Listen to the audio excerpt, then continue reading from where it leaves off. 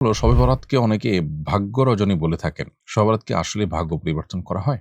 আল্লাহুম্মা বারিক লানা ফি রজব ওয়া শাবান ওয়া বাল্লিগনা রমাদান, এই দোয়া কি সহিহ? রজব এবং শাবান মাসে কি এই দোয়া করা যাবে? নাপাক তোশকের উপর জায়নামাজ বিছিয়ে নামাজ পড়লে নামাজ বিশুদ্ধ হবে কিনা? একটা বইয়ে পড়েছি শরীর থেকে রক্ত গড়িয়ে পড়লে ওযু ভেঙে যায়। প্রশ্ন হলো, যদি রক্ত গড়িয়ে পড়তে না দেই, মুছে ফেলি, তাহলে কি ওযু অটুট থাকবে? শবে বরাতকে অনেকে ভাগ্য রজনী বলে থাকেন। শবে বরাত কি আসলে ভাগ্য পরিবর্তন করা হয়? শবে বরাতে ভাগ্য নির্ধারণ করার ব্যাপারে কোনো বিশুদ্ধ বর্ণনা নেই, বরং সূরা দুখানের একেবারে প্রথম ২-৩টি আয়াতে আমরা জানি আল্লাহ রাব্বুল আলামিন বলেছেন, ফিহা ইউফরাকু কুল আমরিন হাকিম। যেই রাতে আল্লাহ তাআলা কোরআন নাজিল করেছেন, আল্লাহ বলেছেন সেই রাতেই সমস্ত গুরুত্বপূর্ণ বিষয়গুলো ধার্য করা হয়, নির্ণয় করা হয়। এখান থেকে বোঝা গেল কোরআন নাজিলের রাতই হলো মূলত ভাগ্য নির্ধারণের রাত, আর সেই রাতটি যেটিতে কোরআন নাজিল হয়েছে সেটি লাইলাতুল কদর। অতএব শবে বরাতে ভাগ্য নির্ধারণ হয় বলে যেটি আমাদের সমাজে প্রচলিত আছে, সেটি কোনো কোরআন কিংবা বিশুদ্ধ কোনো হাদিসের উপরে ভিত্তি করে এই ধারণা প্রতিষ্ঠিত হয়নি। বরাত এই শব্দটির বাংলা বা ফার্সিতে সাধারণত আমরা বরাত বলতে অনেক সময় ভাগ্যকে বুঝাই, বাট বারাআত এটি আরবি শব্দ, যেটার অর্থ হলো মুক্তি। অর্থাৎ লাইলাতুন নিসফ মিন শাবান বা মধ্য শাবানের রজনীতে আল্লাহ তাআলা হিংসুক এবং মুশরিক ছাড়া বাকি মানুষদেরকে মাফ করেন বলে একটি বর্ণনা রয়েছে, আর এটার সমর্থক আরো বিভিন্ন বর্ণনা আছে যেগুলো দাঈফ সূত্রে বর্ণিত। তো এসব বর্ণনাকে সামনে রাখলে মোটামুটি রাতের যেটুকু ফজিলত বর্ণিত হয় সেটুকু ফজিলত অস্বীকার করা কঠিন। তবে এই রাতে ভাগ্য নির্ধারণ করা হয় বলে যেটি মনে করা হয় সেটি সঠিক ধারণা নয়, বরং এটিকে মুক্তির রাত বলা যেতে পারে এবং মুক্তি লাভের জন্য শিরক থেকে মুক্তি এবং হিংসা বিদ্বেষ থেকে মুক্তি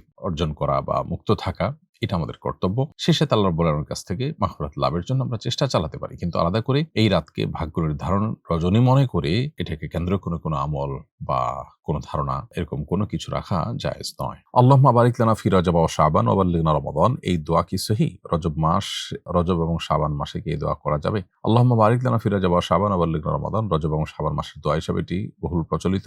এটি বিভিন্ন হাদিসে এসেছেও, তবে হাদিসের বর্ণনাগুলো সহিহ নয়, বরং দুর্বল। তবে দোয়ার অর্থের মধ্যে যেহেতু খারাপ কিছু নেই, বরং ভালো।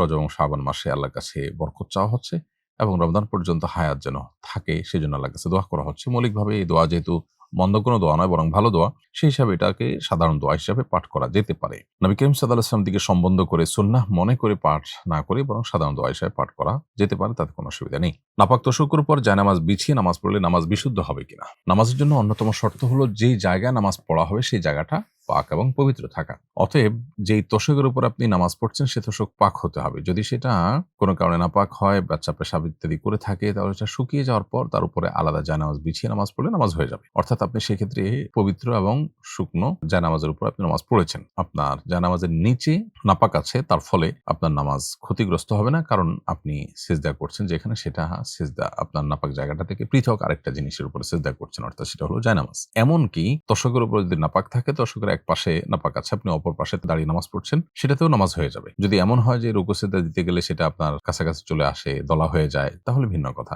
আর যদি আপনি এক সাইডে দাঁড়িয়ে নামাজ পড়ার মতো থাকে জায়গা, তাহলে সেক্ষেত্রে নামাজ হয়ে যাবে। আর যদি উপরে জায়নামাজ বিছিয়ে নেন আর নিচে শুকনো নাপাক থাকে, তাতেও নামাজ হয়ে যাবে। আর যদি ভেজা নাপাক থাকে, যেটা ফলে জায়নামাজের নিচের অংশে নাপাক লেগে যায়, তরল অংশ লেগে যায়, তাহলে কিন্তু সেটা নামাজ হবে না। একটা বইয়ে পড়েছি শরীর থেকে রক্ত গড়িয়ে পড়লে ওযু ভেঙে যায়। প্রশ্ন হলো, যদি রক্ত গড়িয়ে পড়তে না দেই, মুছে ফেলি, তাহলে কি ওযু অটুট থাকবে? আসলে গড়িয়ে পড়ছে কি পড়ে নাই এটা গুরুত্বপূর্ণ না, বিষয় হলো যে কি পরিমাণ রক্ত বের হয়েছে সেটি। রক্তের পরিমাণ বোঝাবার জন্য ফুকাহা একরাম বলেছেন যে এই পরিমাণ রক্ত যদি বের হয়, যেটা বের হয়ে গড়িয়ে পড়ে, তাহলে সেক্ষেত্রে নাপাক হবে। এখানে আক্ষরিক অর্থে গড়িয়ে পড়া উদ্দেশ্য নয়। অতএব আপনার একটা জায়গা থেকে রক্ত বের হচ্ছে, গড়াবার আগে আপনি শুকিয়ে ফেলছেন টিস্যু দিয়ে, একের পরে কিভাবে মুছে ফেলছেন, এর ফলে আপনার ওযু থাকবে না, ওযু ভঙ্গ হয়ে যাবে। কারণ এই পরিমাণ রক্ত বের হয়েছে যেটা আসলে গড়িয়ে পড়ার মতো, জাস্ট আপনি গড়িয়ে পড়তে দিচ্ছেন না, জাস্ট এটুকু, কিন্তু পরিমাণ বেশি হয়েছে যার ফলে আপনার ওযু ভঙ্গ হবে।